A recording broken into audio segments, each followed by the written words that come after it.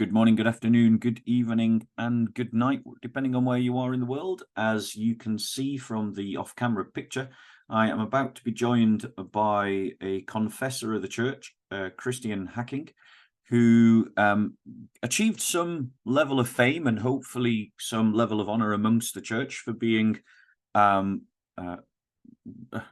let's just say, persecuted, discriminated against when he was praying outside of an abortion clinic and was arrested by the police for doing nothing except for praying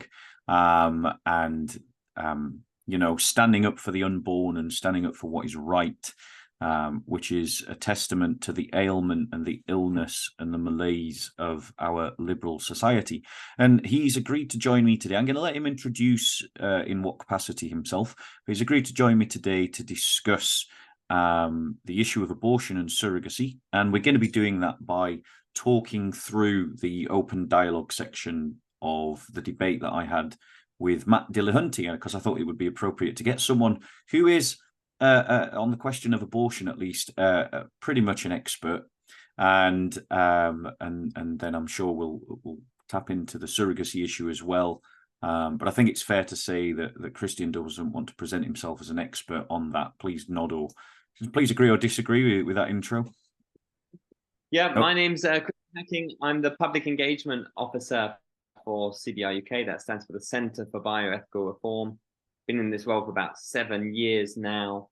When I'm not being arrested for praying, you will find me engaging the public, pursuing politicians in hot pursuit over simple questions, or out in the woods rummaging for mushrooms, which is a bit of a hobby of mine.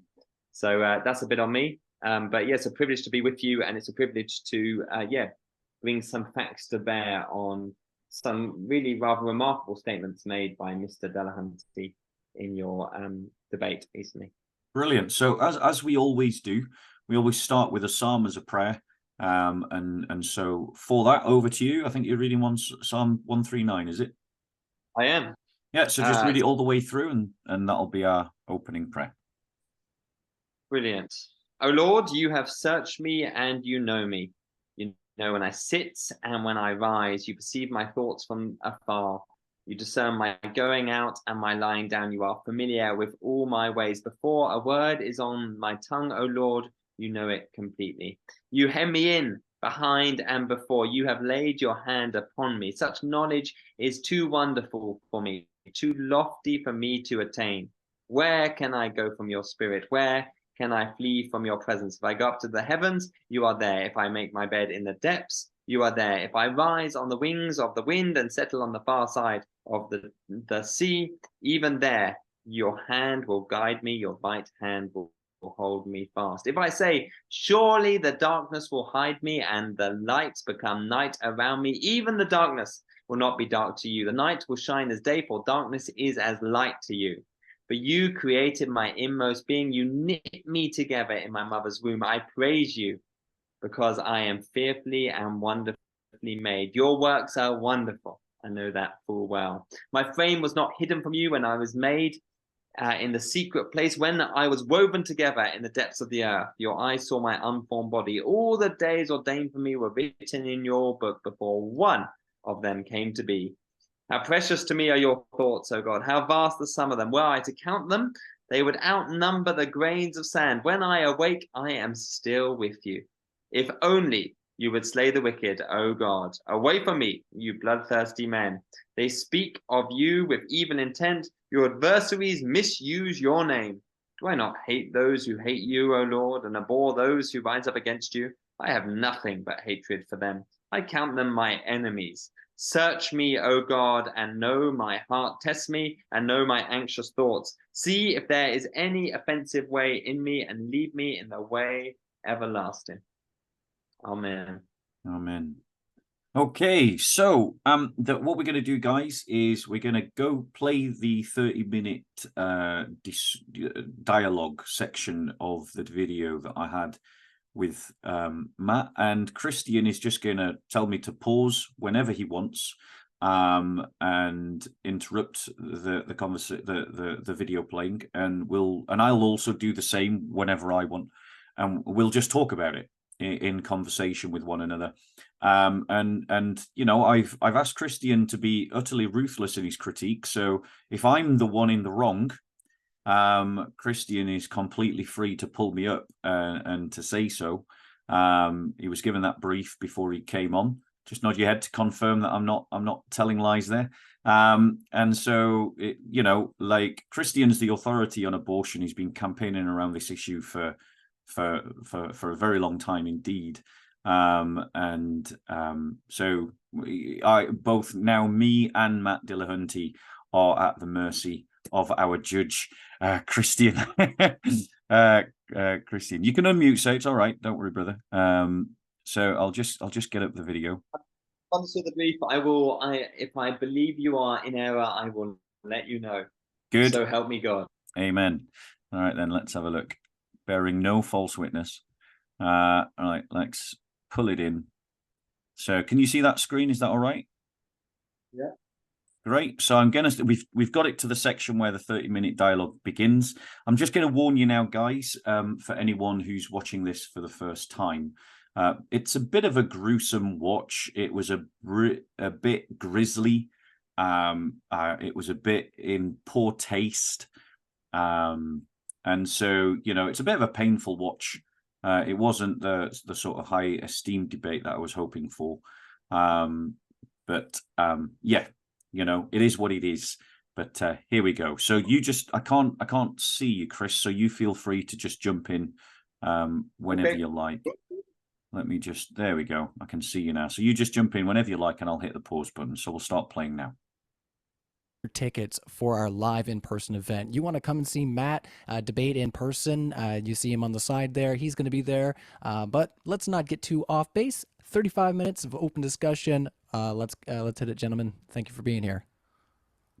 So, Matt, thank you very much for your presentation, and thank you for being gracious in allowing me to have a little bit of extra time.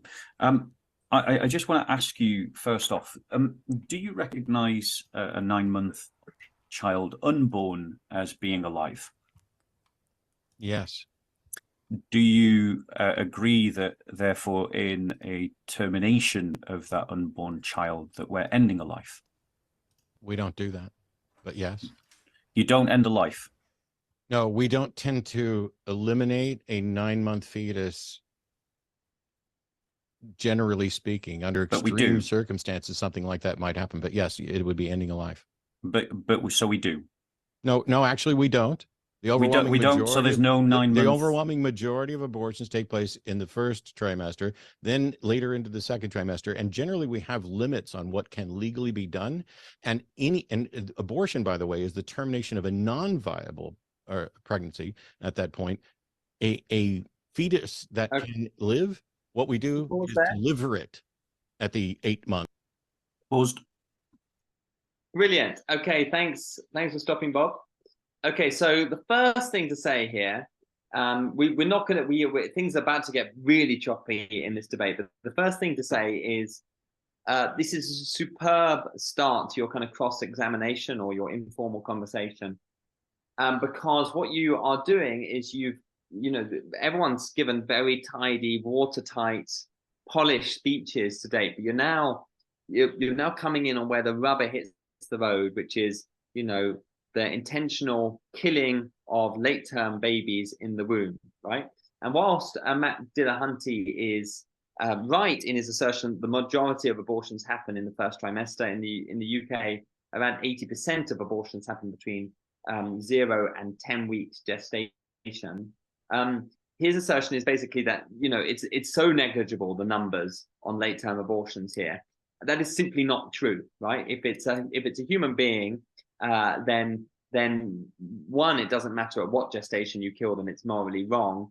But actually, there are a large number of late-term abortions. So I'm talking abortions beyond 24 weeks in the United Kingdom, and I can evidence this, basically by taking you to the government website and looking at late-term abortion data, and you can look at number of abortions per clinic. There's around 370 clinics in our country, in the United Kingdom, that together dispatch around 250,000 abortions a year, and about 300 each year will be beyond 24 weeks.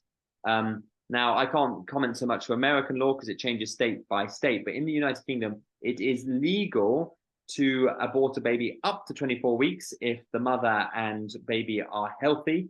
But if the baby has a disability or the mother is suicidal, it's legal to abort right up to 40 weeks, which involves not only the potential ripping up of that child in a surgical abortion procedure, but most of these babies are actually killed with a chemical named potassium chloride, which is a chemical used on death row to stop the heart of inmates and has been described as liquid fire. So effectively, by what we're about to witness, and this is probably why Matt starts to get angry, is a moral justification of what is effectively a incredibly excruciating lethal injection for abortions at 24 plus weeks, right up to full term.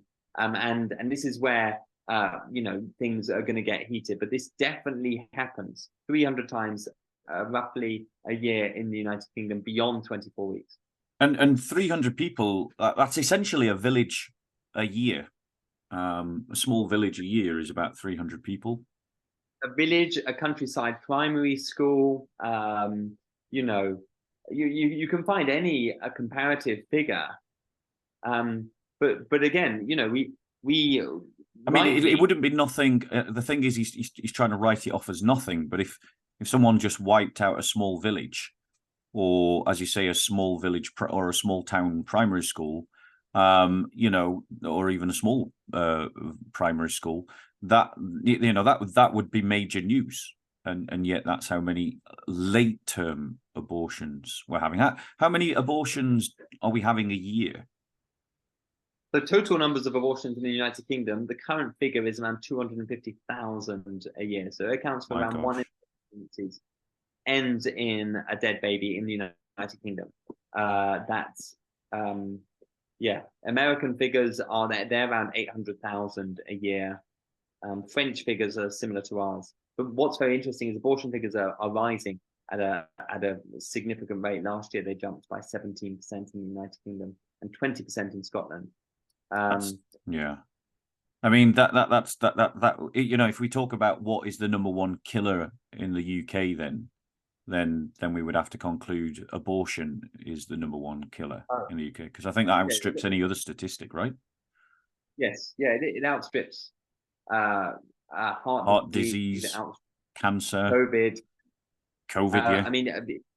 Yeah. I mean, that's another debate for another day. But I mean, it's by I need to get up my spreadsheet to show you the exact kind of death rate. But yeah, I mean, it's by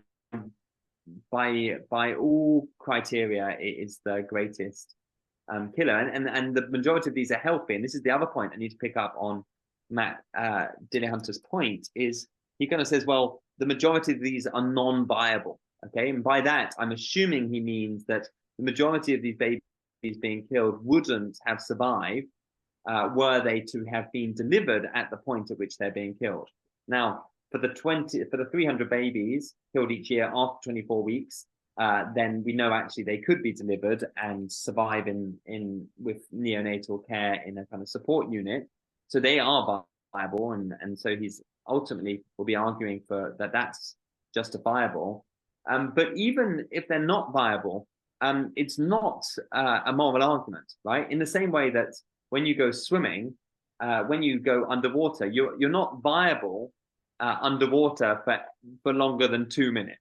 Okay, you just can't survive in that environment. But it doesn't change A, whether you're a human being, B, whether you have moral worth, and thirdly, your humanity is not suspended.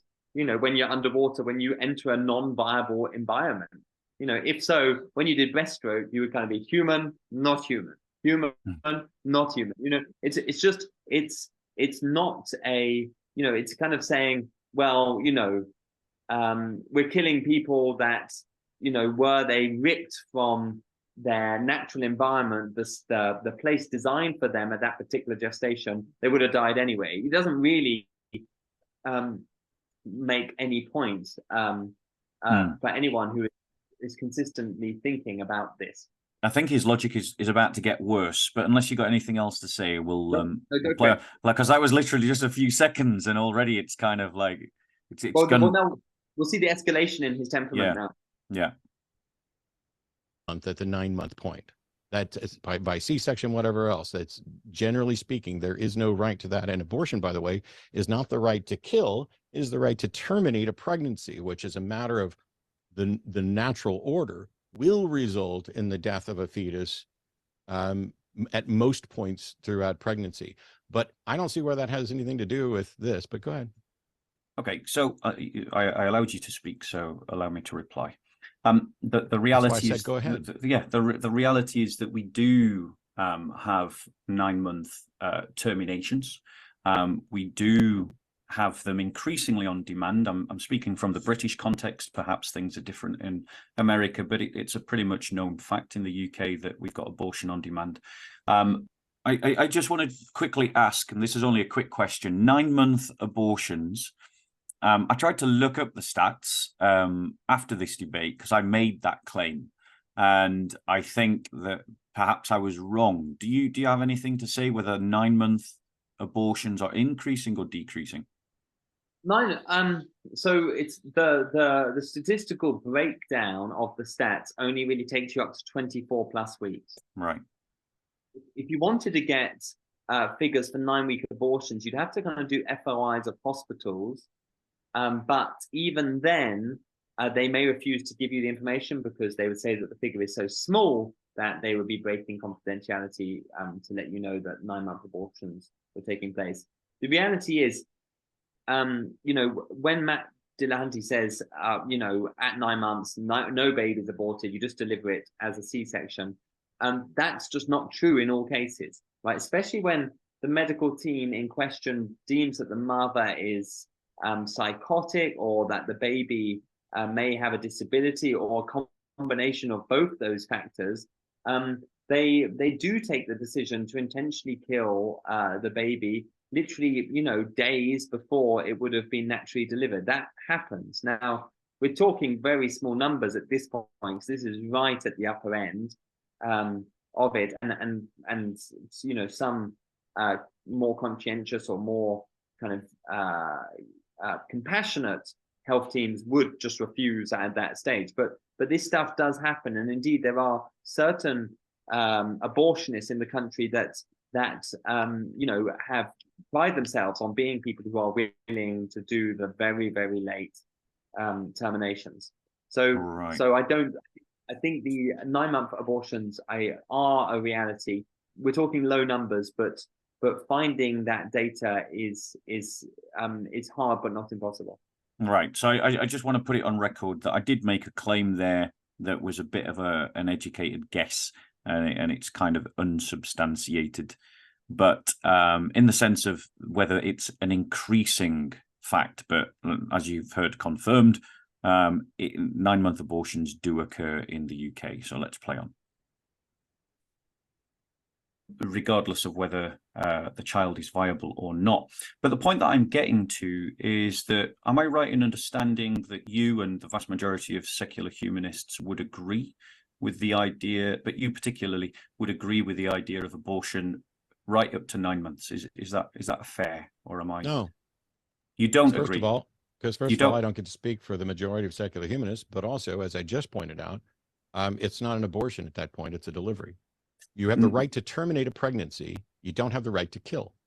Okay, so this is just semantics. Termination. It's not semantics. Is the end. Termination is termination the end of is the end of a life. pregnancy. It's not the end of a fetus. If we're just going to talk over one another, then I'll just talk over you, and this whole conversation breaks down. Well, we need to go back. You're not going to tell the truth, and you're not going to take the answers that I'm giving. No, I'm not. One second there, Bob. Accepting your sophism and your use of language. That's fine. Don't accept it. Go ahead. Thank you.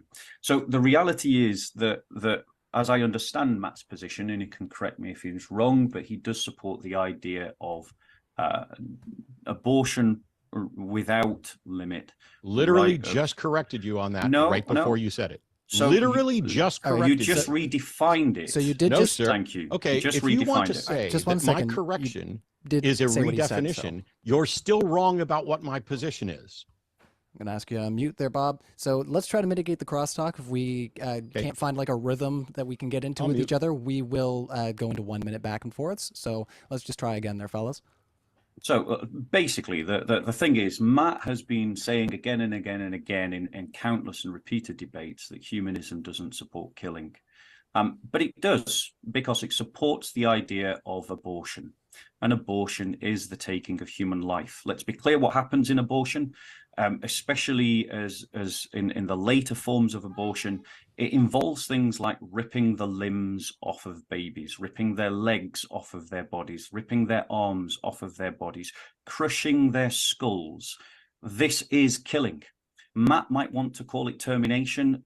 He might want to dehumanize them by saying that they're fetuses, and he might want to pretend that late-term abortions of viable babies, that abortions of viable babies aren't occurring, but they are. And Matt wants to defend them by saying that we're not killing anyone, we're terminating a fetus, and we're doing it because no one can force a child, no one can force a woman to have a pregnancy. So just before Matt does respond, could you tell us a little bit about how abortions are carried out at the different stages? In what ways? You talked about late-term abortions. They use basically a poison injected into little babies to stop their hearts, and it's described as liquid fire, I think you said. What are the methods of abortion, and what are the stages that they are used? And this is unfortunately, guys, where it gets ugly, but we need to be aware of the facts about what we're doing in abortion clinics. Yeah, I quite agree. We have to expose the shameless deeds of darkness, and unless we know the correct language, unless we call a spade, then we won't respond rightly to the abortion genocide. So just to talk you through it, medical abortions are on the rise. They constitute around 80% again of abortions in our country. That involves taking 2 pills. The first pill is called mifepristone, which is a hormone inhibitor. So it inhibits progesterone, a hormone required by the baby inside the womb to continue to sustain it. So it effectively suffocates the child, and then 24 to 48 hours later, they're meant to take a second pill called misoprostol, originally designed for stomach ulcers, but they found that it creates kind of early contractions. So it forces the baby out early before it can survive outside the womb. So these are constituting the vast majority of abortions in our country. What's particularly defiling about this process is one, these pills are very potent. They dizziness, nausea, vomiting, incredibly painful cramps accompany them. Then you pass the baby at home predominantly, mainly is where most of these are taking place now. Around 360,000 babies have been killed in home since Matt Hancock introduced these new measures in 2020. Which basically means that these babies are not only being suffocated by these pills, but then they are being expelled prematurely at home, and then they're being discarded either into domestic waste or down the toilet. So there's a sociologist named Philip Reef who basically talks about death works in society as being one of the symptoms of a post-Christian culture. And really, you can't get a better example of a death work than taking the image of God, which we read about earlier in 139, and literally treating it like feces, killing it and flushing it away down the toilet. So it's important to concede, that medical abortions do constitute the majority of abortions, but that's no less morally significant than the later kinds that are more graphic and more visceral. But when you consider that the home as being a place designed by God for the nurturing, for the correcting, for the disciplining, and for the bringing up of children in righteousness and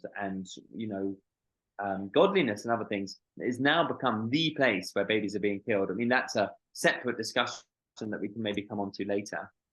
The second method after that is surgical abortions, right? And there's two methods here. One is what's known as, vacuum aspiration.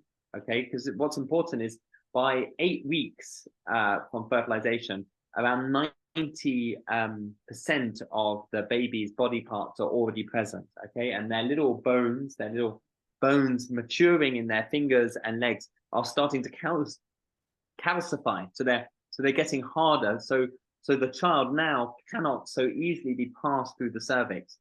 And so what abortionists devised are methods to loosen and widen the cervix, and then a Hoover around 10 times more powerful than a domestic Hoover is put in, and it's so powerful the child is literally pulled apart by this Hoover a limb at a time. And there's a number of testimonies you can find online of sonographers, people who are ultrasound technicians, witnessing this firsthand, and having their minds changed in an instant, seeing this little human being kicking against, fighting, trying to get away from the suction device before their life is sucked away through this device. Around the same gestation, another technique you can use, and we're talking the kind of 12-week now, is known as dilation and curettage, or D&C, and that's when a sharp instrument is used to literally pull the child apart limb from limb. And you can hear people like Anthony Levatino, an American abortionist, describe this procedure in congressional hearings, in which he talks about you literally pull the child apart limb from limb, one leg at a time, and then you pop the skull using sharp pincers, and so that the skull is crushed and then pulled through the cervix. And you've got the skull because when it's crushed, this white or seafood liquid comes out, and that's the kind of brain fluid coming out of the cervix. The child, the now deceased child, is reassembled on the table after that to ensure that the baby is fully out at this stage. And really the D&C procedure, or another procedure which is similar, called dilation and evacuation, which involves the dismembering, decapitating, disembowering of the child inside the womb, can really go up to 24 weeks, depending on the sentimentalities of the parent involved. Obviously, there are these late-term abortions, specifically for disabled kids, where the child is killed, and then the parents then organize funerals with the hospital chaplaincy team and honor, the child which they're killed, which I think is actually, turning parents into mafia, and is a clear smudging of the boundaries between natural death and intentional killing.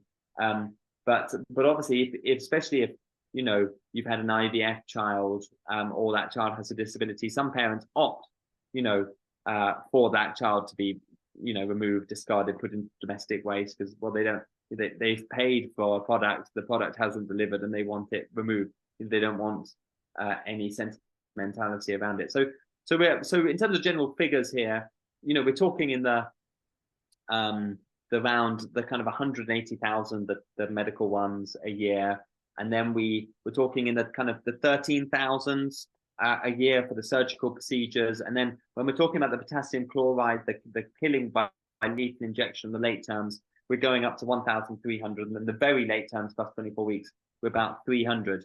So that's the kind of general breakdown. If you're ready, I've got a bit of a critique for you at this point. You've missed a trick so far in the debate here. Yep. I don't know how to teach you on. So you've managed to get to this point. You've managed to get Mr. Dillahunty to concede that an unborn baby is a life at 9 months, but he's kind of flip-flopping around with euphemisms, and about definition, saying it's the termination of a pregnancy, which we know is a euphemism because contracts terminate, trains terminate, human beings don't terminate, human beings get killed. We also know that you can't be pregnant without a growing human being inside you. So he's hiding behind euphemisms. I think it would have been helpful for you to have asked somewhere around this point, at what point does it become a human being you know, that at what point does it become killing for you? It would have been good for him to have had to pin down his thinking at that point. But I didn't get much past this when I watched the debate back, so I don't know whether you're going to do this or at some point coming up. But it would have been good for him to really, you know, put a line in the sand, and it is very much a line in the sand because there is no biological distinction between an embryo and a full-term baby, or indeed us outside of the womb. They're superficial, the changes that happen between those 2 points. But it would have been good just to hear from him as to when he puts the line in the sand, and to hold him to it. Fair enough. Point taken. At this point, I'm just trying to get him to acknowledge that he's been lying for years and years and years in all of these live debates when he says that secular humanism doesn't support killing, when it actually supports abortion without limit and therefore is supportive of killing. That was the kind of point I was trying to land, but I take it on board what you were saying, because the debate was about secular humanism. However, I don't want to be too defensive. I'm not precious about it. You've made a fair point, and I'll play on. And I would never, you know, what you said in your speeches, your 12 points on Christianity, your rebuttals on humanism. Listen, you would have left me by the wayside. It was very impressive to watch, but it's only because I've been doing this for 7 years and I've got a particular focus on this particular injustice that I'm giving this particular pointer. So that's fine. No, I'm not sensitive. I'm not sensitive, but yeah, I just wanted to. I just felt the need to let you know the point that I was trying to land, which I think unsuccessfully for Matt's audience. But let's hear his reply, because I've just described the methodologies of abortion, and accused Matt of using sophism to change, to dehumanize and to try and get around the fact that actually abortion does involve taking a human life. And this is what Matt says. We're going to let him respond, so we'll kick it over. Bob's a filthy liar and is putting me on trial when the subject of this debate is Christianity versus secular humanism, not what Matt has said or what Matt's opinion is on abortion. My position on abortion is completely irrelevant to secular humanism, because secular humanism. And I'm just going to interrupt here and say that is exactly what I've been asking about. I said I framed this in terms of secular humanism, and I do reference Matt, but because Matt is the person representing secular humanism here. But let him go on. Now he's called me a filthy liar. Position on abortion is not clear and defined. So if you're going to compare Christianity to secular humanism, you have to compare it to what's actually presented. And if you're going to say Matt's position is this and not let me correct you, as I've done several times, and then when I do correct, then you just say, well, Matt's redefining it and calling it a fetus. It is a fetus. You are lying about what happens as a prominent position, or as the dominant position. Why record podcast on Zoom? Oh, adverts. Well, you could use Riverside. Switch to Riverside.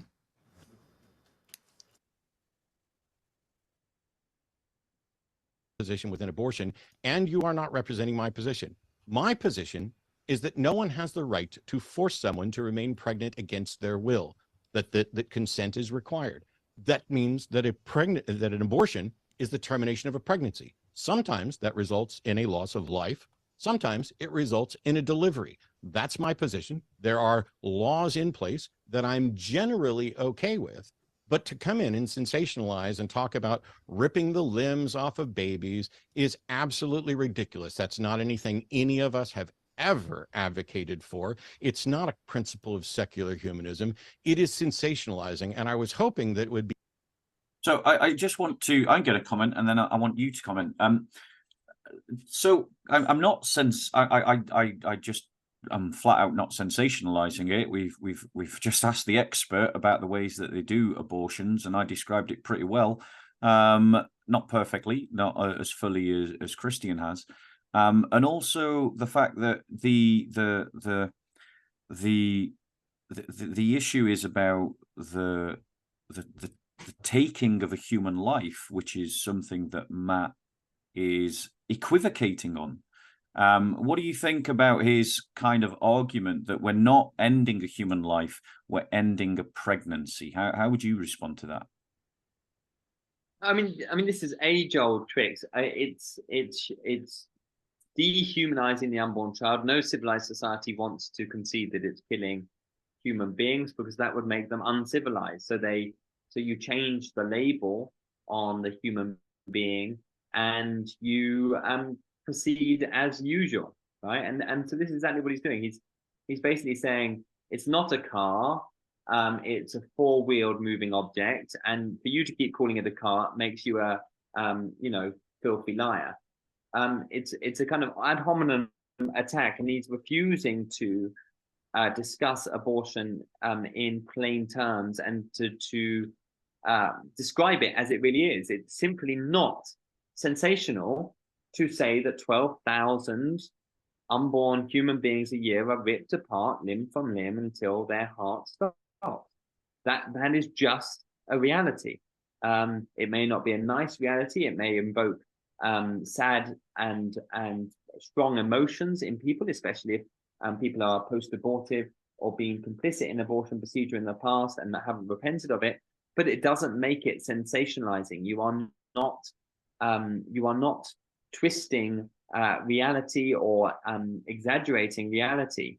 The issue is in the face of such thick euphemisms and such brazen and false confidence in promoting euphemisms, when you do say the truth, people feel like you're sensationalizing because it's so radically different to either what they believe or what they are telling themselves or what they are propagandizing according to their manifesto. Now, I've done some very, very brief research on these humanist manifestos.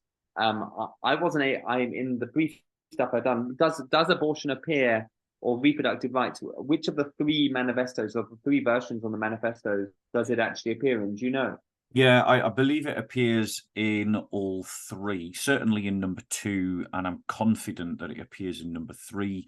And it simply states that they believe that the rights connected to reproduction should be accessible for women, and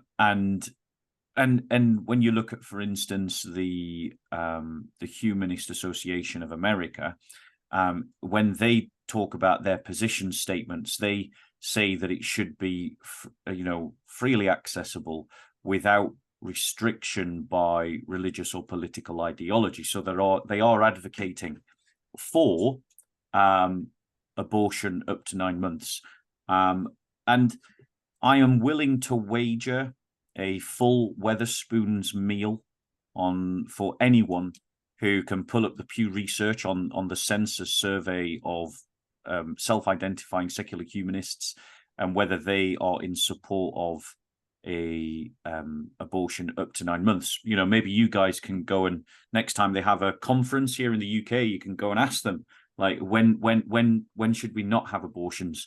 If you could make the law yourselves. And I'm willing to bet most of them would push it well beyond 24 weeks. And a good percentage would be in favor of 9 months. So the Humanist manifestos, they talk about reproductive rights and having it freely accessible to women. And the way it's worded, it's clear. The way that humanists speak on this topic is also clear that the majority of them are in favor of it right up until a very late period. I can see in your glasses that you're looking at your screen intently. Are you pulling it up? I'm trying to, because what I do know from a UK context is I'm not at all well versed in the Humanist manifestos and the number of versions of them or what's inside them.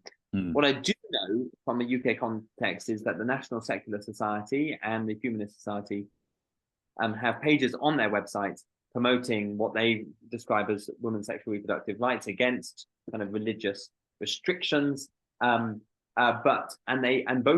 organizations have been involved, one in pushing for DIY home abortion, something that I think degrades us all as a society. As I said, erodes the very notion of what a home is. But I also know that both organizations are very much behind what is described as decriminalization of abortion in the United Kingdom. And that's it sounds so nice. So much of what humanism and secularism presents sounds so good, right? Who wants women to go to jail for killing babies? But the reality is, this stuff serves not the woman who will, but it serves the abortion industry, who don't want criminal sanctions against them for malpractice, because guess what? It's very hard to employ people to kill babies. They don't want to be dragged through the courts when it goes wrong, or when a litany of complications that can regularly arise with abortion, like sepsis, uterine perforation, cervical tears and other things, that occur as a result of abortion procedures. So I know that they've got their hands on this. So certainly, even if you can't find the small print in their, international or universal declarations, certainly in practice, from their websites and from their lobbying behind the scenes and from their open letters that they have signed and that I can evidence to you if you want to hear it, they do promote this stuff very massively. I do hope that this has led to some kind of Wetherspoons meal, because I do. I'll gladly buy you a Wetherspoons meal. But and this is my point: is Matt was trying to obfuscate and say that he doesn't speak for all secular humanists, but he's here having a debate about the Secular Humanist Manifesto, which clearly states that it's in favour of reproductive rights, with no limit, and anyone that I've ever seen speak on this topic is an advocate, as you've said, for unrestricted, decriminalised abortion. And we recently had the case in the UK, didn't we, where a woman who murdered her child, viable past the 24-week point through lying, to get a and was taken to court, was rightly convicted, and yet the British court system have decided to give her nothing more than a slap on the dannies and to let her go with a suspended sentence, I believe. And I think that is a very dangerous precedent for us as a country, and I just wondered if you'd like to comment on that. Yeah, so the lady in question was named Carla Foster. Over lockdown, she lied to Btbsoco, one of the UK's largest abortion providers, to get these pills, and she subsequently used them on her baby, Lily Foster, who she killed between 22 and 24 weeks at home, and then she was subsequently prosecuted and sentenced to, I think, 22 years in jail, but serving 1. And there was huge hoo-ha in the press, and they basically released her after about, I think a month in jail. And much to the applause and cheering of the abortion industry, who used it as an opportunity to promote their whole decrim campaign. But the reality is, this is when we firstly, Carla Foster was put at the center of this, but the people that really should have been at the center of this should have been the abortion industry, because the abortion industry were the ones who were sending these pills out blindly to women's homes. This was an accident just waiting to happen. But secondly, what precedent do you set? One, if you don't follow your own country's law, and secondly, if you, for all of the kind of, I guess it was sensationalizing in that case of Carla's case. What about Lily? Who was advocating for the beautiful little girl, Lily Foster, intentionally killed by her mother, because the circumstances were hard, but that should never, in a civilized society, that should never be the justification to kill anyone. And so whilst, the abortion industry will be cheering and celebrating her release, it's kind of like, for Lily Foster, her daughter, this has been a huge miscarriage of justice. And for us as a society who need to be thinking much more carefully about protecting the vulnerable. Again, this is a incredibly low moment. And guess what? It's going to happen again. It's only a matter of time, Bob, before this happens again, because no restrictions have been put on these measures that led to this in the first place. And how can you, if you're just taking calls with people over the phone, how can you possibly screen out malpractice or people lying or people obtaining pills for other people? And this is not the only controversial case. I mean, but there's going to be another case in January and February of next year. Similar stories: people taking these pills, keeping them in their bedside cabinet until their pregnancy was way on, and then taking them later. And you can imagine it now. But the press teams for the abortion industry will already be working on how to capitalize on these cases, and whatever the verdict of these cases are, to further push their agenda in the mainstream media. So we need to be prepared. We need to be prepared to be making biblical and Christian arguments, and ready for when these cases roll through. I mean, the thing is, if someone had killed their child outside of the womb, it would have the world, the country, and look at Lucy Letby. Look at Lucy Letby. That was only a few months after Carla Foster. Lucy Letby was accused of killing I think around, it was 10 babies, harming. Killing. I think it was killing 7, something like between 7 and 10 babies. She intentionally killed. She was dubbed, the greatest child serial killer in recent history. It was total uproar, and rightfully so, because these babies were being intentionally killed by someone who should have been caring for them. But the only difference between these babies and, Lily Foster is that these babies were wanted, and somehow our moral kind of outrage totally flips depending on whether the baby is wanted or not. And I just want to jump in on that, Christian, because the reason for that is at the very heart of the secular humanist manifesto. It is the God of self, the God of individual autonomous agency. It is my it is my will that is God. It is my desire that is God. It is my wants that are God, and thus when someone kills a wanted baby, it's considered murder, a crime. It's horrendous. If somebody kills an unwanted baby, it's considered a medical treatment. And the thing that flips the moral compass is the self. The idea that the individual moral agent is God, and society can't contradict God. So I totally agree. And if you remove God and the self is put in the place of God, what's so interesting is, Matt Dillahunty's argument is that, this will be wonderful for human flourishing.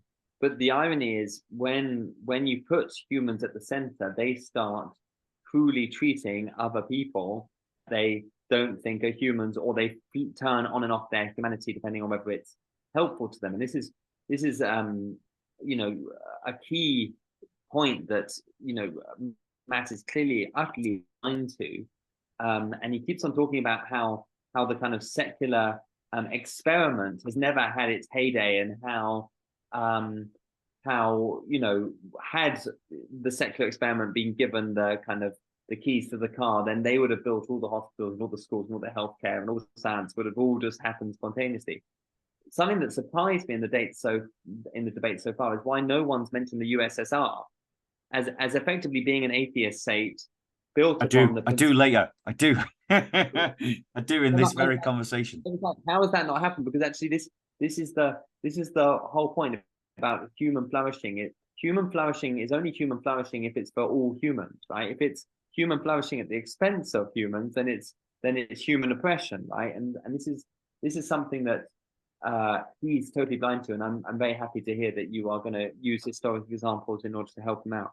And it'll be interesting to see what he says to that. So I'll play on.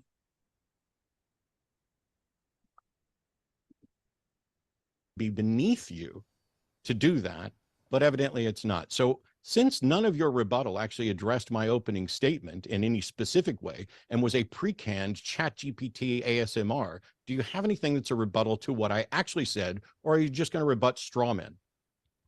So I am just going to jump in there and point out that I am criticizing a statement that he made in the debate, a statement that he has repeated in countless debates, which is that secular humanism doesn't lead to killing.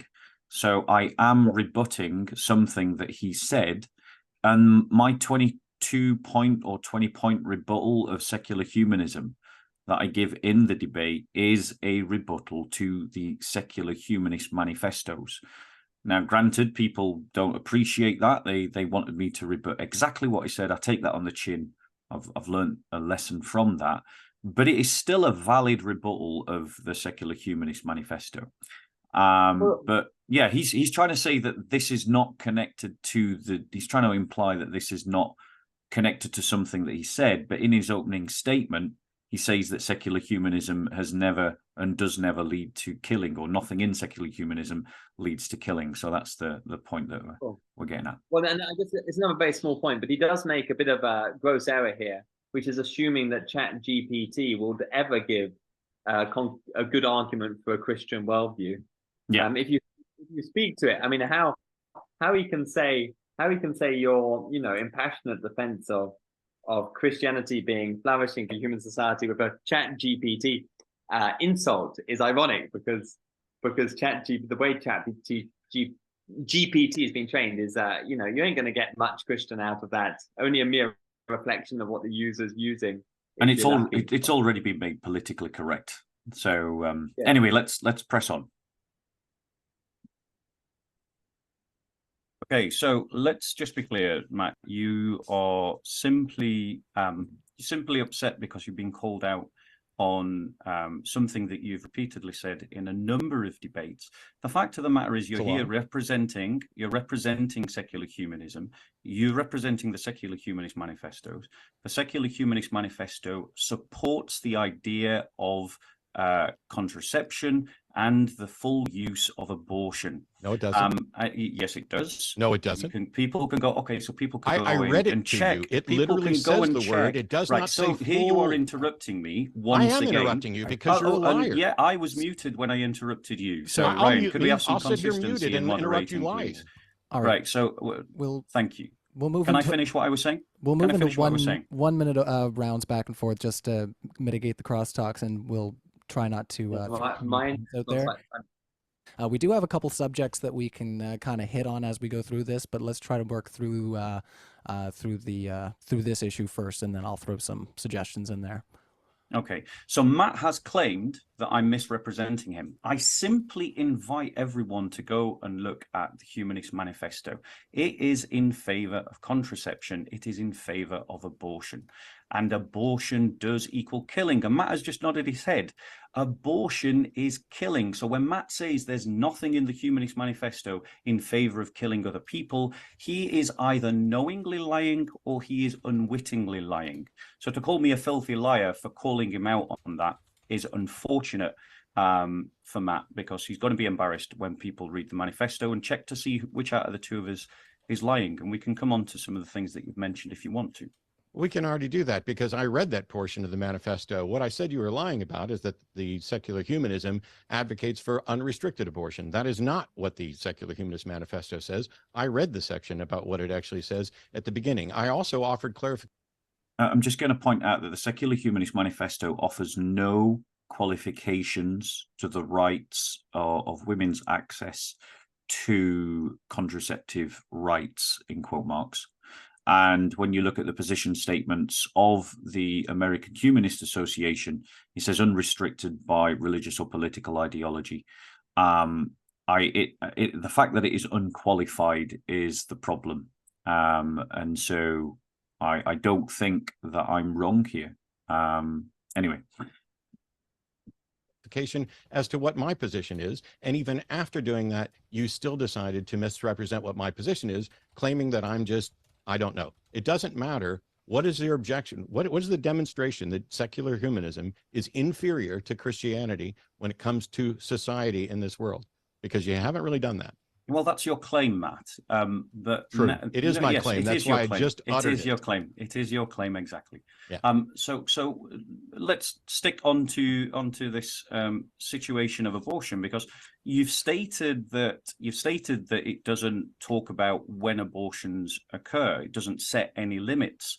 You yourself are here representing secular humanism, but when it suits you, you say that you are not.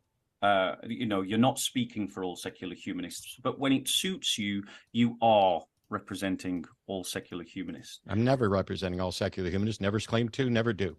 Right. So, but the reality is, I mean, people can check the manifesto for themselves. Yep. The new manifesto, by the way, doesn't mention abortion at all. Well, I mean, does it call for the stop of genocide of tens of millions of people? No. Does it stop? Does it call out? You said it was sensationalizing. What was a false description about my description of ripping limbs off little babies inside the mother's womb? That actually happens. That's what abortionist doctors themselves say. Yeah, on occasion that happens after the fetus has been terminated. But you're the one that's you, as a secular humanist, can I just check? He said on occasion, but the number you gave was 1,500. Is that correct? No, it's 13,000. Very, very rare. In terms of babies will only be given the lethal injection, which is by no means suffer-free. They won't even bother giving the baby the lethal injection until. I'm talking about the dissecting of children, the vacuuming, the chopping up. Yeah. But his point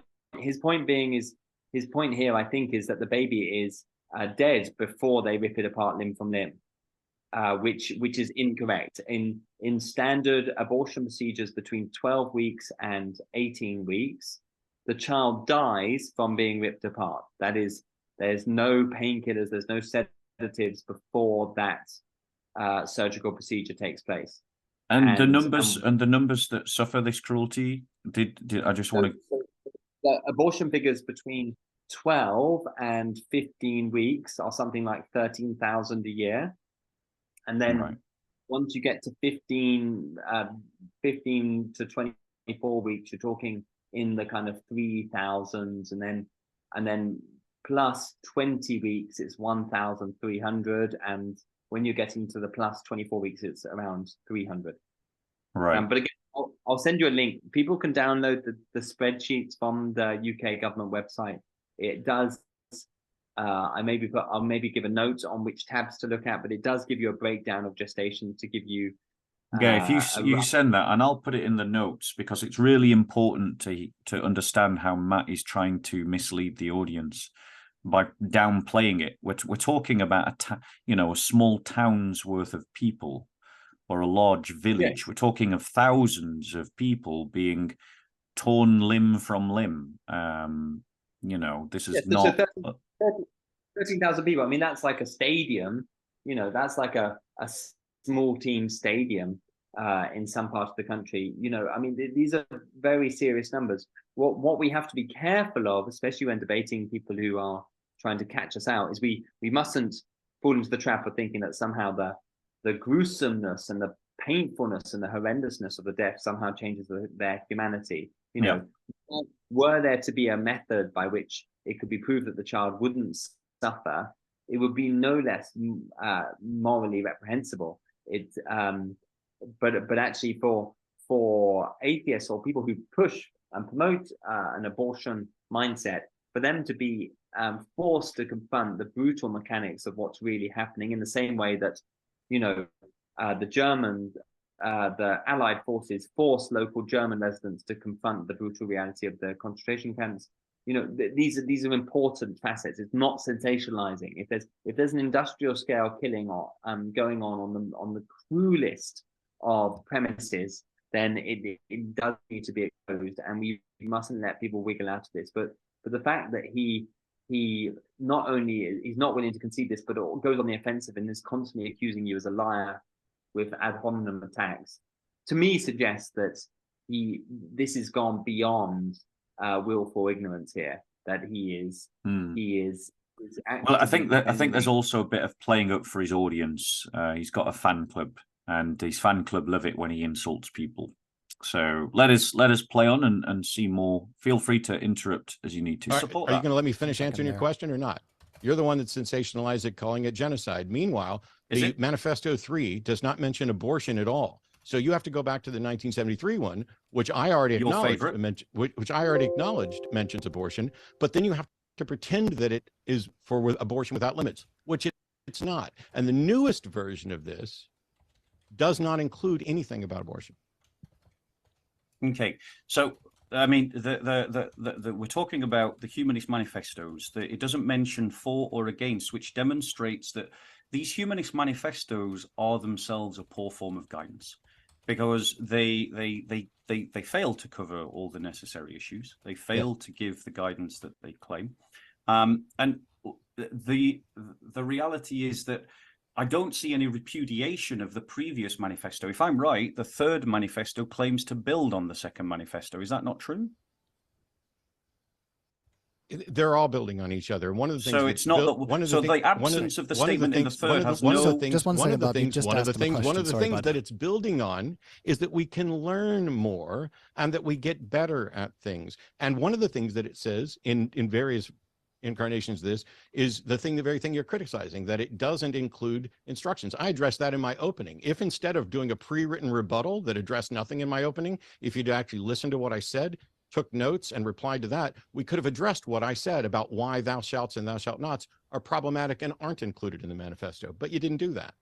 Now, I made a rebuttal of secular humanism, which is what we're here to debate. You made a rebuttal of a straw man, not of the position I presented. You made a rebuttal of some other position. Claim. And once again, you've interrupted me. And once again, I've noticed that when you Okay, I'm going to jump in here and just point out that Matt Dillahunty does his Matt Dillahunty shuffle, which is that here he's just said that I haven't criticized what he said, but that I criticized secular humanism. It's not a straw man. It's a genuine criticism of secular humanist manifesto, but he's criticizing me now for not criticizing him for what he said. But earlier in the debate, he criticizes me for criticizing what he said and not secular humanism. And that's the classic Matt Dillahunty shuffle. It's a brilliant piece of rhetoric, and I just wanted you to see it in slow motion. Okay. Interrupt me. Ryan does not interrupt you. Well, just pointing that out, guys. So I tell you what, I will not speak to you at all for the rest of this. How you like that? Once, you can't run off, can you, Matt? It's unfortunate you haven't got the power of the hang up button in this. You think I can't fucking hang up on you right now? Yeah, you can't hang up on me right now. Let's not test the theory. You're stuck right there. I'll refund the money for the debate. You're stuck right there.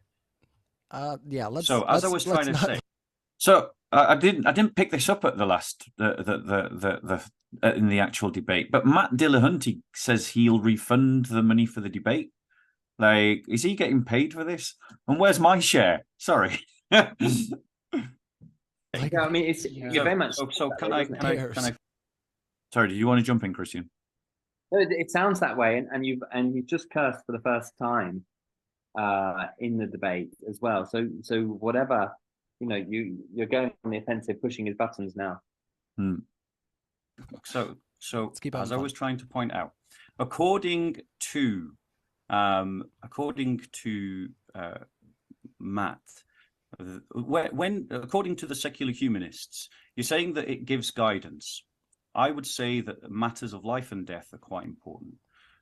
In terms of where life begins, where does the secular humanist manifesto say that humans receive their rights?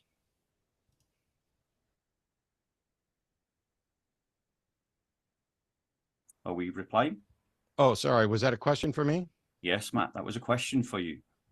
Did I address this in my opening about where it says they receive their rights? No, I don't remember hearing that, no. That's unfortunate. You should have been listening, because I did, actually. Well, people can judge that. I'm right in the middle of the chess game right now. Can you wait? Yeah. So there we go. I mean, here's Matt having a debate, and you can see the arrogance. Does this make for our society a better place, Matt? This kind of arrogance. You're asking me where the secular I'm manifesto. Asking you because are you going to let me finish rephrasing the question? Yeah, I'm asking you because you're the one here saying that humanism is better guidance than Christianity. So and where? It is. So you asked the question. You got to let me answer. It is, and I made my case. Wow, this is. A clear path to efficient work Nothing we with could do about those Monday.com. adverts. Don't buy another toothbrush until you see what this one can do for you. Using it only takes 30 seconds for a professional result. This is hilarious. You're May I saying, just where does recommend the Secular Humanist Manifesto declare that life begins? It doesn't. And where does it talk about? Sorry, Christian, did you want to come in? I was just making a joke claiming that that toothbrush was a good idea. All In the right. vain hope to get paid something as well. Yeah. Okay, playing on. Where we get rights from. In the second one, it talks about ethics and morals being derived from human experience. I mentioned that in my opening. If you have, Which is not the question I asked. I asked him, you know, when do humans get their rights? Like, at what point in the line of continuity of existence do they get their rights? hadn't just shown up with a pre-written rebuttal and a decision that you were going to address topics like abortion in a dishonest way that doesn't represent either myself or the manifestos, maybe we could have had a discussion about that. Now, I'll let you go back to your chess game, but Thanks. whilst, yes, thank you. So now let me just point out something that here Matt is saying to you that humanism is guidance, and yet humanism, as he has admitted, gives us no guidance about when life begins. He says that we should reflect on humanist experience. Now, if I ask Matt what his personal view is and then challenge him on his personal view, he'll say, well, that's just my personal view. That's not a criticism of secular humanism. So whenever it suits him, it's his personal view. Whenever it doesn't suit him, it's secular humanism. That's a lie. Yeah, so let's try it then. That's a lie. I've never done anything. Sorry, am I interrupting your chess game? No. Wait, Ryan, when he interrupts me, you never say anything. Well, I gotta be fair. You ever stop talking? You are asking him a question, and then you're he is sitting there starting to lying answer about it, me so. and misrepresenting my position. Do you want me to respond or not? I would like you to respond to my question. Yeah. Cool. Restate your question then, just to make sure that I don't answer the wrong one. Okay, so given human experience and knowledge and science, when does life begin? I have no idea. There we go. All right, I feel like this would be a good time. When do you think life begins, Christian, and what's your grounds for saying it? You're on mute. Life begins at conception. That is a scientific fact. At the moment that egg and sperm meet and their DNA has been combined, which is around 6 hours after fertilization, you have a distinct living and whole human being. This is not just some Christian scientists. This is medical consensus, according to Mitchell and Matthew Ross.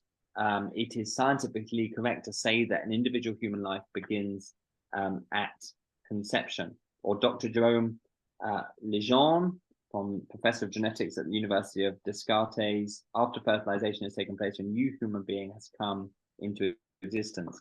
There was actually a survey conducted a number of years ago. I think it was of around 4,000 biologists internationally. 95% of them conceded with the biological reality that human life begins at conception. And yeah, I mean, the fact that Matt Dillahunty has just advocated for abortion, although he's being slightly slippery as to pinning down when he advocates up to, for him to not have an answer to that question is startling, to say the least. Exactly, because if you can't say when life begins, how on earth can you advocate for? How on earth can you go ahead with a medical procedure that could potentially be putting human life in danger if you're a humanist? It's absolutely baffling to have that position. But remember, he's saying that you're not ending a life in an abortion, you're just ending a pregnancy. So, no life is being ended, you're just ending a pregnancy.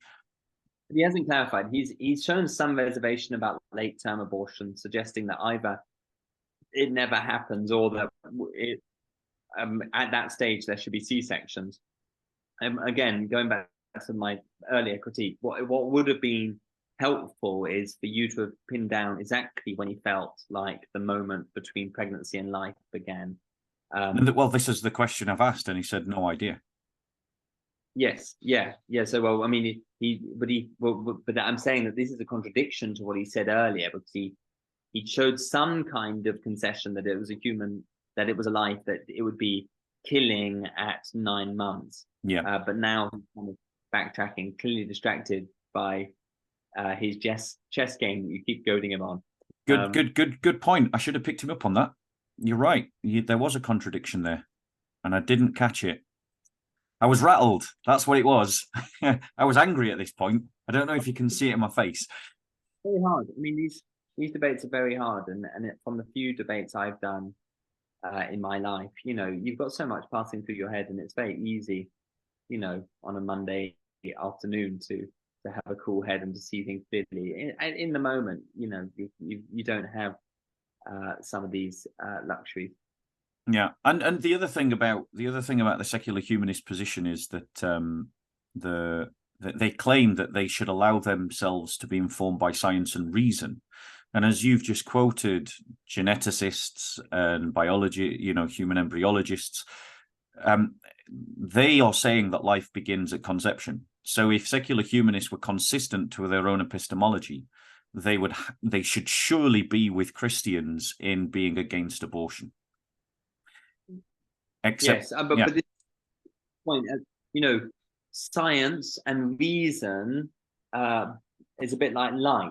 It kind of bends according to gravity, and so if you're not worshiping God, or if you're not worshiping what some have referred to as the ultimate good, then your science quickly bends around whatever your new center, or your new idol, or your new God is. And so if your new God is the self, then actually you don't end up with a wonderfully logical framework that protects all or gives humanity to all, despite the fact he said in his opening speech that he stands for life, freedom, and equitable relationships. What's happened is actually by putting the self at the center of this kind of what is a system, or what you could probably call a religious system, because we're all religious, we all worship something, we all prioritize our lives around certain things or worldviews. It's bending, and it's not straight anymore. And this is what we Christians will understand is kind of spiritual blindness. We just literally, you cannot. It's an act of God to start seeing clearly, and it only happens when the right things are put in the right place in your life. Yeah. Okay. Let's play on. How much longer time have we got you for? I've got to go at 5 p.m. So we are. That's 40 minutes.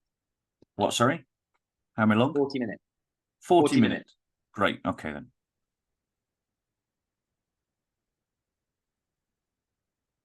Time to move into one of those other topics. Whether Matt wants to refresh on some of the things that he brought up in his intro. I'd like to actually have a discussion, but yeah. So the issue here is whether or not I know when human life begins, or whether or not anybody knows when human life begins, is irrelevant to whether or not secular humanism is superior to Christianity for society. And the reason I say that is because whatever point we decide that we're going to consider something like, for example, when a sperm and an egg combine, were each of those alive independently beforehand? Possibly. Did a new life begin when they joined? Almost certainly. Does that make it a human life, a human person? That's where debate begins. And even if it's a human person, does it have the right to use someone else's body without their consent? These are the complicated issues that we have to face in a reality when we're determining individuals' rights. We don't get to just say, this is the foundational principle of secular humanism, is we don't get to just say, I think God makes life, and therefore I'm going to rule over other people as if I'm correct. You have to demonstrate that you're correct in order to do that. Christianity does not demonstrate that it's correct.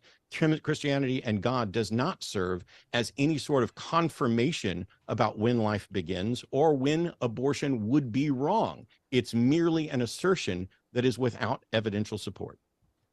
Okay, so I'm going to reply, and let's see if Matt doesn't interrupt me. We can go back Oh, to his you chess ass. game. There you go. Look at that. He's interrupting, and, Just, once again we just see. carry on, Bob. I want to give you what you want. There That's we clearly go. what Ryan, you are you want. going to do anything? Well, we can. Yeah, I was gonna say I'll have to. Sorry, Matt. We'll I place Matt just on want, I just 1 want minute. people to We're see. going into I 1 just minute, want people guys. to see. Anyway, I'll because let you know when you got Matt 5. has a tendency to do this in his debates. He complains and he whinges when people make points, and he throws ad hominem attacks at them, and he doesn't address their arguments. And we see this in a debate after debate after debate, and it burns him because he can't just put the hanger down on me in this debate. He's got to sit there, and he's actually got to listen to what I've got to say. Anyway. So the reality is, ladies and gentlemen, as you can see, there you go. This is the arrogance that we're dealing with. This is the kind of presumptuous arrogance of the secular humanist on display. He's sulking. So whilst Matt takes his toys back off the floor and puts back in All right, let's try to get back to we can get back Christianity to a versus discussion. secular humanism.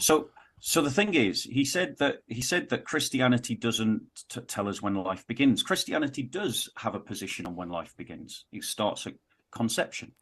That's a starting point. 10 seconds. As Matt has just admitted, secular humanism gives us no understanding of when life begins.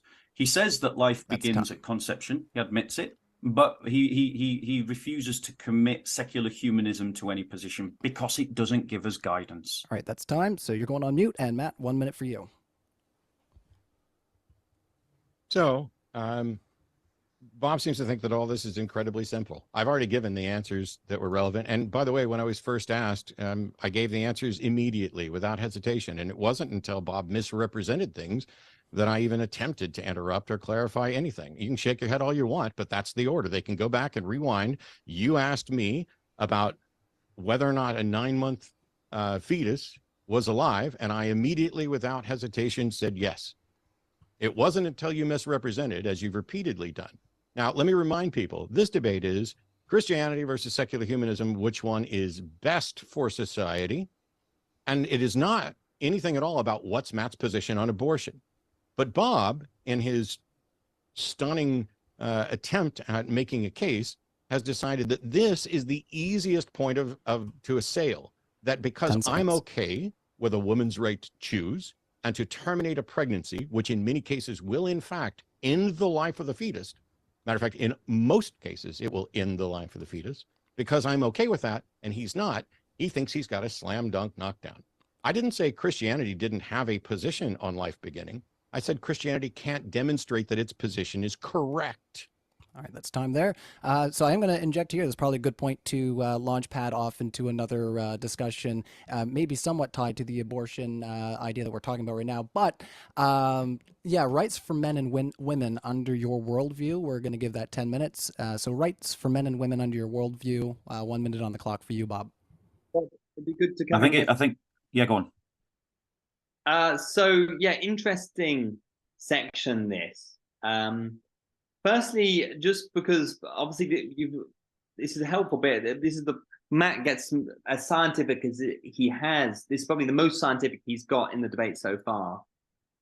Talking about when sperm and egg meet, but different to what I've just said is he put these ifs. Did God really say if that's a baby? If sperm and egg meet, maybe there's a human being present, which is, again, there's no if, right? There's scientifically that's true, and he talks about Christianity being demonstrable. The reality is, not only does the scriptures affirm embryonic life as being individual, as being a person. Take Psalm 139, take Psalm 51, surely I'll simple from birth, simple since the moment my mother conceived me. But actually, if you really want to go deep in the scriptures, the scriptures talk about pre-existence, that before God formed Jeremiah, he knew him. And we see similar language picked up in Ephesians, which is the personhood of individuals, the soul of individuals in scripture actually predates the moment God rents us a body for our life on earth, which is a significant point. The fact that the scientific method which is being created out of the Christian pursuit of truth that has subsequently, through ultrasounds and special photography inside the womb and genetics and other things, has proven that you have a distinct living and whole human being from the moment of conception, is something he doesn't even touch. He just kind of casts doubt on all of these things, saying that there's no evidence, whilst himself not providing any significant evidence himself.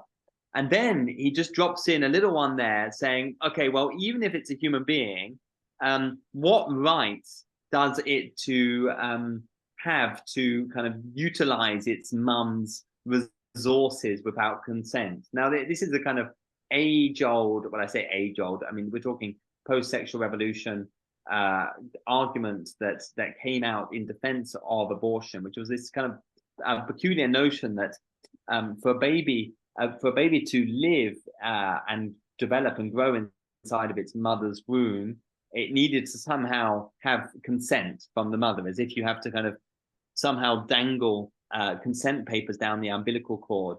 And it puts the child in this kind of adversarial, vulnerable relationship with the mother in a way that the child obviously could never win, right? Because you're talking about your baby can't communicate in the same way, it can't give consent, and the general understanding throughout the ages, certainly since the infusion of Christianity from Roman times onwards, was that the big have a responsibility to look after the small, that mothers have a duty of care for their children. And then as we left God behind in the 60s, and as we cut God off, and we're re-challenging and reappraising this relationship, it's to say, actually, mother and child, and the mother shouldn't be laying down her life for the child. The child, who is non-communicative at this time, should be requesting consent from the mother to continue its existence inside of the womb, the place God created for that child's growth, protection, and development.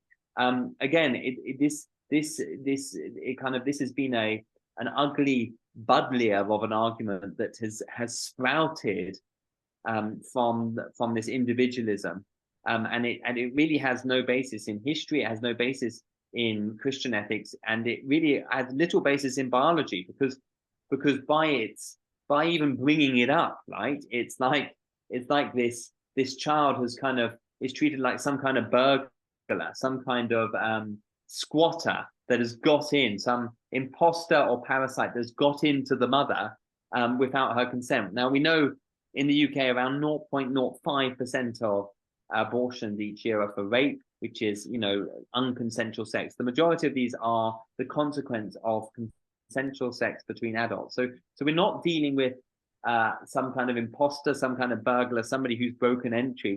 We're dealing in the vast majority of cases, 99.05%, just the natural process by which God has given for children to come into existence. But guess what? When we start having sex outside of the God-given parameters for sex, being heterosexual marriage, then we want to clean up. We suddenly see that which is natural, that which is offspring, that which is a blessing. We suddenly see it as an imposter, a burglar, a virus, someone who needs to kind of be issued with consent from the bigger, stronger party. And again, this is kind of this downstream, incredibly warped, incredibly uncaring, uncompassionate, unnatural thinking that has entered into this debate as we have not followed logic, but actually rebelled and then tried to justify our reasoning.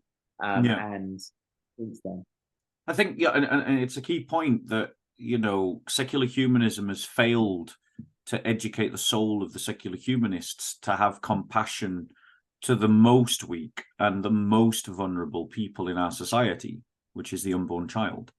And that, if the success of secular humanism is that it has made us less compassionate, more malicious, more cruel, and more inclined to selfishness, then I don't think it's any great achievement that, as you said, under a Christian milieu, the strong sacrifice for the weak.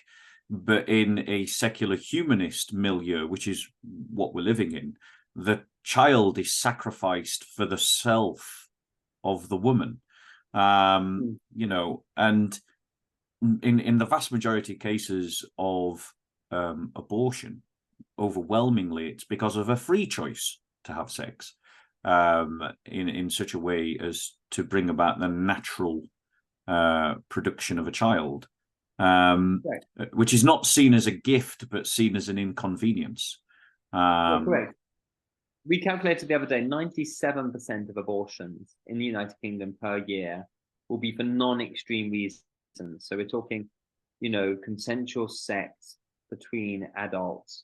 And these are the vast majority of abortions in our nation. They're whilst we constantly reel out the 3%, the rape, you know, the severe fetal abnormality, you know, the highly abusive cases or when the mother's life is at risk, these constitute 3% or less of the overall abortion figure. So so again, it's the justifications that we present for abortion rest on an incredibly small number of cases that are actually leading to healthy mothers killing healthy babies at the behest of healthy partners who just don't want a baby at this particular time in their life, or don't want to take responsibility for their sexual, you know, passions. You know, so often conducted out of context and out of an environment where that child's going to have the best chances anyway.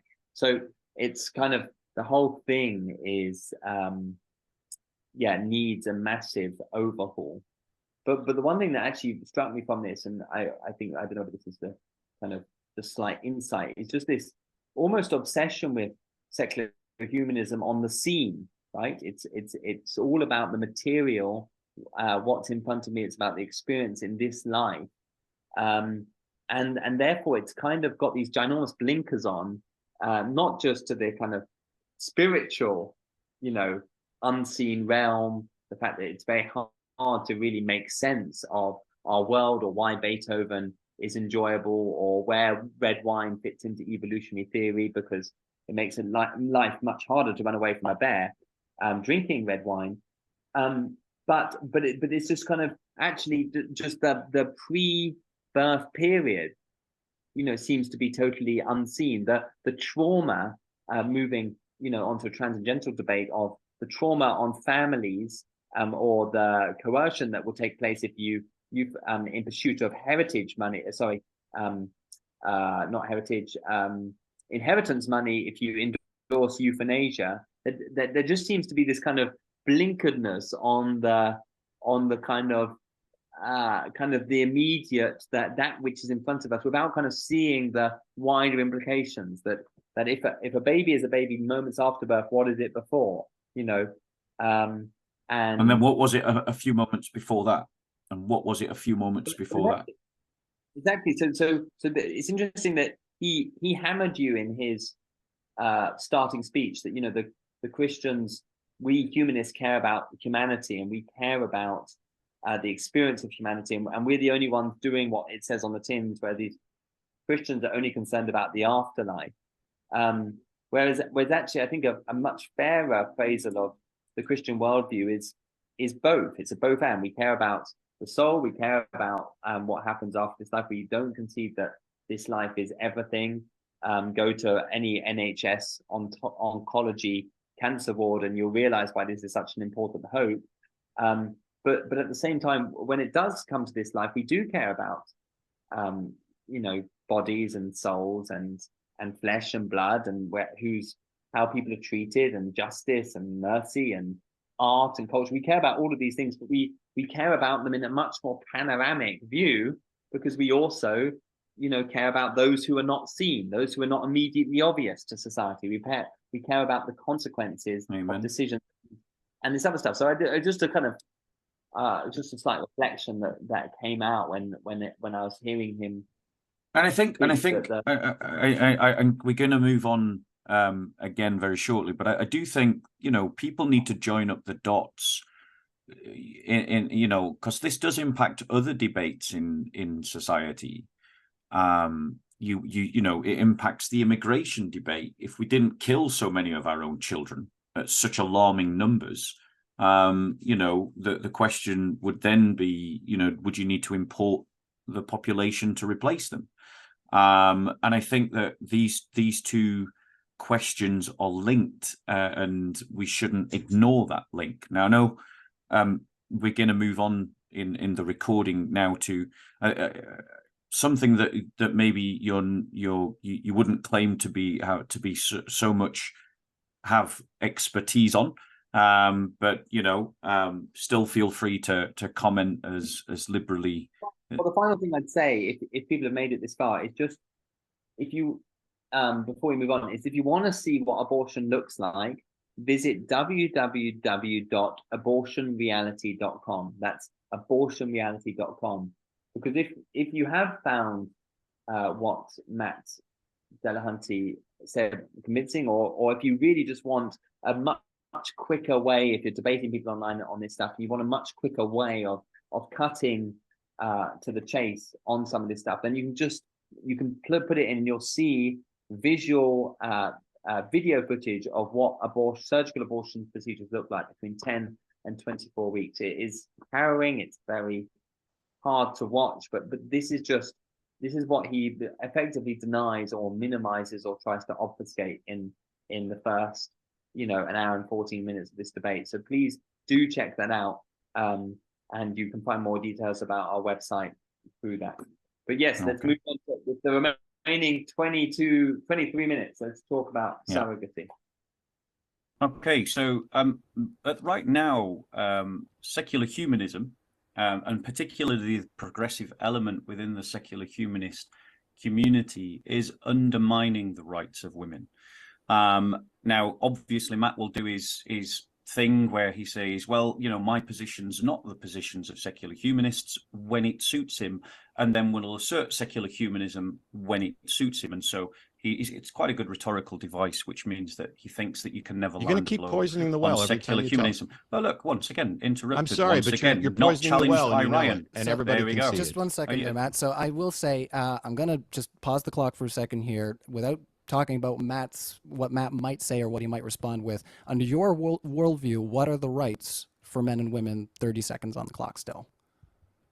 Okay, so as I was saying, in terms of the dignity of men and women, it is something that is given to them within the Christian worldview as they are, as man and woman.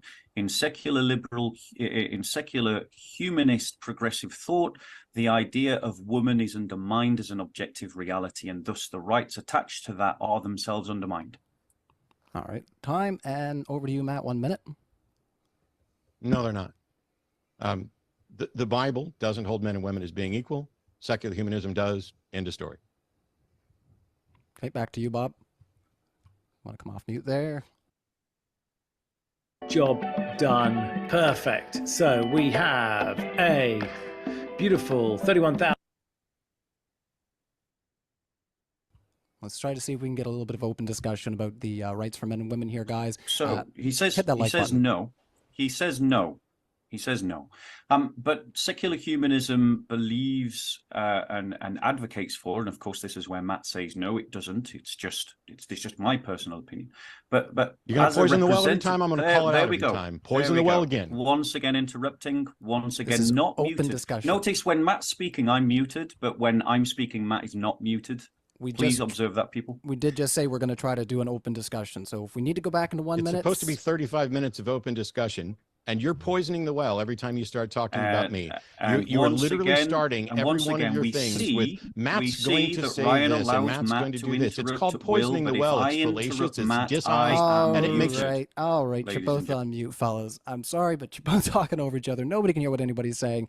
And yeah, I was going to say, we're trying to address the topics, like in the back and forth without like when I ask you for your side, I do want to hear like what your thoughts are, not what you think Matt's thoughts are. So I'm sorry if it seems like, I know that that's part of the debate strategy going into the conversation side of things, but as for like introducing the idea, you know, I'm not picking a side in that sense, but if you do ask a question, you got to let somebody answer it. And if you do spend most of the time talking about what the other person might say or what they might think, then we're going to have to let them respond and clarify, you know, what's going on. So, you know, we only got a couple more minutes, guys, before we're going to go into the Q&A. So, you know, hit the like button, hit that share. We appreciate all your support there in the live chat. But we're going to try do this one more time, 1 minute back and forths. We're going to kick it over to you, Bob, for 1 minute, and then back over to you, Matt, on this topic. Okay, people can decide for themselves whether they think that this has been moderated fairly. So the reality is that in terms of women's rights, in terms of their rights in sport, their rights for private spaces, their rights to not feel that they are being oppressed by the presence of men or threatened by the presence of men, secular humanists are quite largely in bed with the idea of trans activist rights, which undermines the rights of women. Why? Because these progressive secular humanists do not accept that women are objective realities in and of themselves. Simply to deny that would contradict everything that Matt has said on other platforms, in other places. And I don't understand why he's equivocating, except that he's got a nice rhetorical device to go, it is secular humanism when I like it, and it's not secular humanism when I like it. It's time. 1 minute for you, Matt. And we got to take you off the mute there. You're back on the mute. And floor is yours, Matt. I don't know what to say. Bob's already at every single point declared what I'm going to say beforehand, and that I'll say it's my position when it suits me, and that it's humanist position when it suits me. No, that's not true. Everything that I talk about as my position is my position. When I talk about secular humanism, as I did in my opening, I stuck to the manifestos. I pointed out where I disagree with them. I pointed out where I don't. It's not a matter of it's secular humanism when it suits me. No, I'm a secular humanist. Either my positions are in accordance with the values of secular humanism, in which case I think they are, or they're not.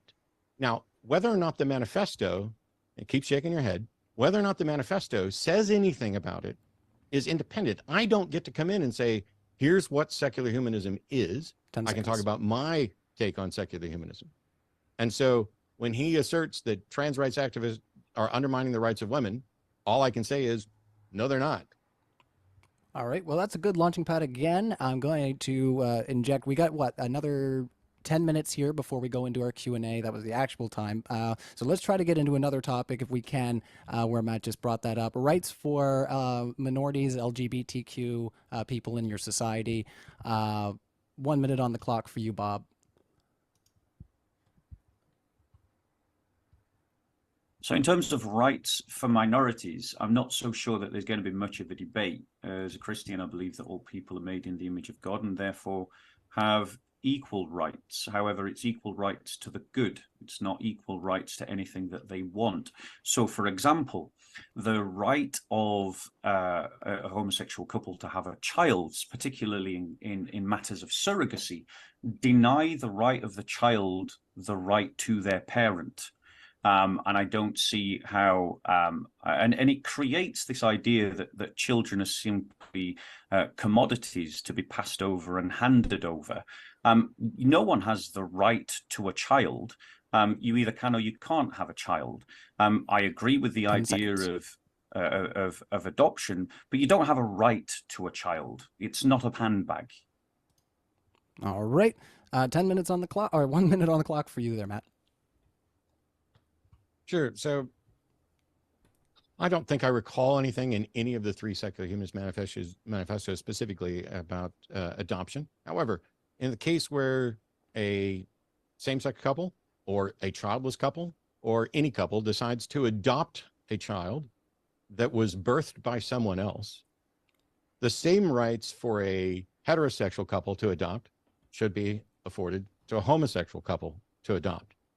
And if you're going to appeal to the rights of the child to have its parents, that has been denied in both cases. And I'm not aware that any such right exists or could exist, as no child has a right to its parent, because its parent could die or put it up for adoption or any number of things. But the 10 one seconds. lone objection that you have to gay couples adopting applies to straight couples adopting as well, and surrogates, by the way. That's time. 1 minute back to you. I think that Matt probably has misunderstood my position, because in a minute's worth of talking, it's hard to get everything out. I'm not against the idea of gay adoption. What I'm pointing out, though, is that we have examples within our society in which people are practicing their individual autonomy, their right over themselves, to treat children like commodities. Matt likes to talk about slavery in the Bible, but secular humanism emphasizes the idea of the individual autonomous agent, and emphasizes the idea that you have the right to do whatever you want over your own body, and that is creating an environment in which children are being treated like commodities and passed over as if they're handbags, secondhand. I'm not against the idea of gay adoption. I know for a fact that adoption is basically a straight line to prison, and if the alternative is to put them in a loving gay home rather than keep them in the adoption service, then I would favor that as the lesser of two evils. All right, 1 minute for you, Matt. Oh, we got to get you off the mute there. I'll make sure that if anybody feels like I'm being unfair, I'll make sure that I make it fair. So let's continue on. 1 minute for you, Matt. Then I have no idea what Bob's point is, because if he's okay with gay couples adopting, I don't know why he brought it up. Is he okay with surrogacy? I don't know why he brought it up.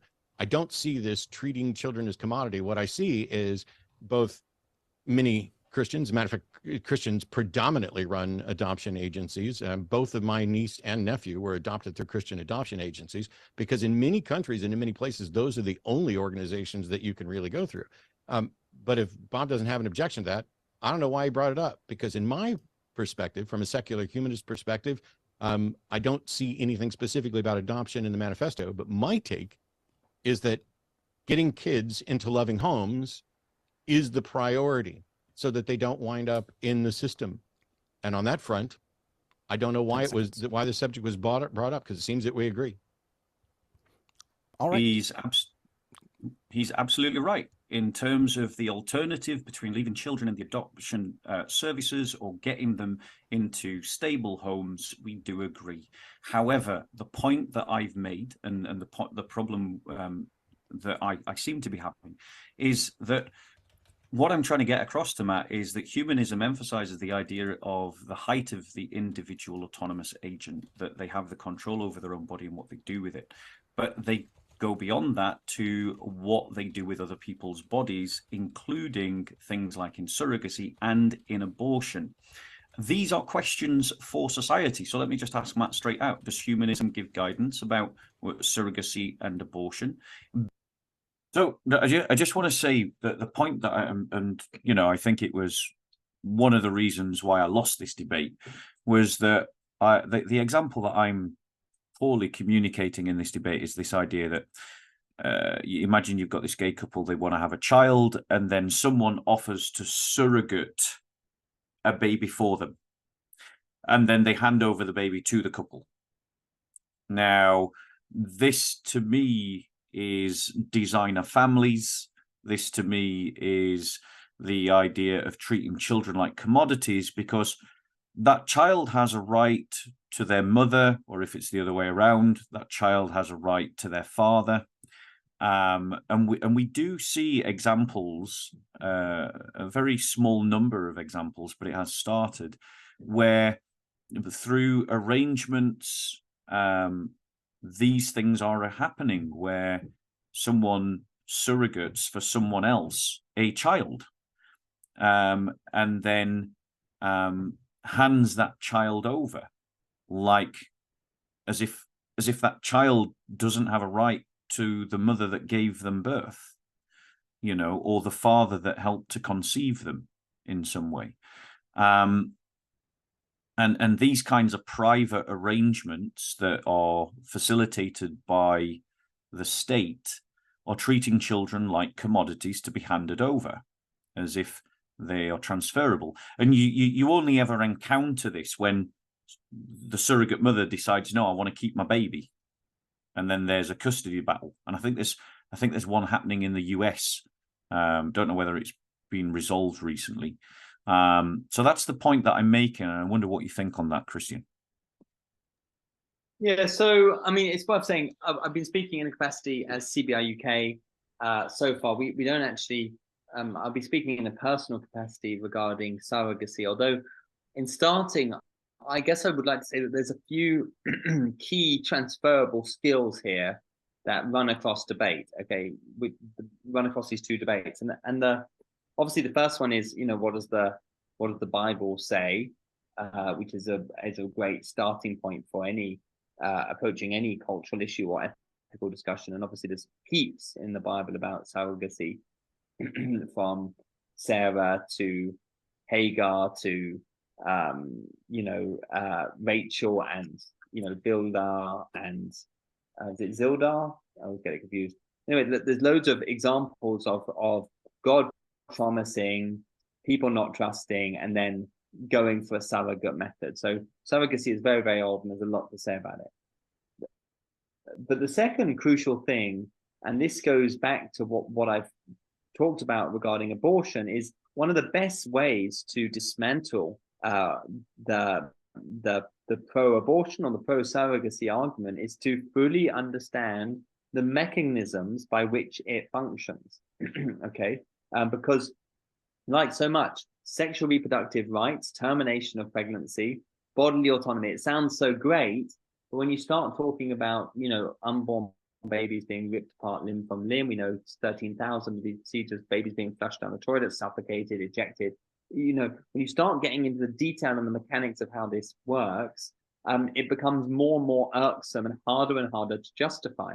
And I think in a similar way, although I'm not at all as well versed on the mechanics of surrogacy, it's when you get into the mechanics of, women being impregnated, often in third world or developing countries like India because it's cheaper, sperm being sent over to that country, then people impregnating them in that country, and then them being put through, having a Caucasian, ethnically Western baby in that country, giving birth to it, then being transported back again. When you get into the mechanics of it, you suddenly begin to realize just how unnatural all of this becomes, and how far it falls from a creative order of, how God created things to be. And we were struck this morning as a team reading through Proverbs 8, and it's got the picture of the adulteress, come in here, bed of, a silk bed, being lured in, contrasted with wisdom, who is personified as being there at the beginning of the earth, being overseeing the very boundaries under which the whole earth was created. And there's something in that, right, which is when you transgress the boundaries that God has ordained for natural relationships, when we start trying to circumvent God's natural order, when it comes to questions like infertility or homosexuality, when you can't have a natural baby yourself, it's not long before things become incredibly messy, incredibly unstuck, and incredibly unattractive, and undesirable. And I think that's really your man Matt Dillahunty here, and actually yourself, Bob, you neither of you, I think, fully knows, can fully articulate the mechanics of how this works on an industrial scale, what money's changed hands, who gets paid, how little that poor Bangladeshi or Indian or which that poor woman who's being used in another part of the world. And I think even to go into the details of, you use the analogy of a handbag, but a handbag is ultimately a dead, it's a dead skinned object, used to carry stuff around. You need to develop a better analogy that, this is a living person who is being exploited there, not for love, but to meet the behest of a couple who is paying money on the other side of the world so that they can have their ideal experience of rearing a child, and to really apart that analogy, I think would have been very not break apart the analogy to really invite people into the ugly mechanics of this. I think would have been really helpful. No, I take that on board, and in my experience of surrogacy, I'll tell you one of the reasons why I wanted to bring this up. So, someone I know genuinely and sincerely contemplated getting pregnant and then handing over her child to someone in Norway who was her friend who couldn't have a baby of her own. And you know, the person involved, like, you know, when pressed on this, and I said, like, you know, that child has a right to you, her argument was, well, you're a man, you're not going to tell me what to do with my body.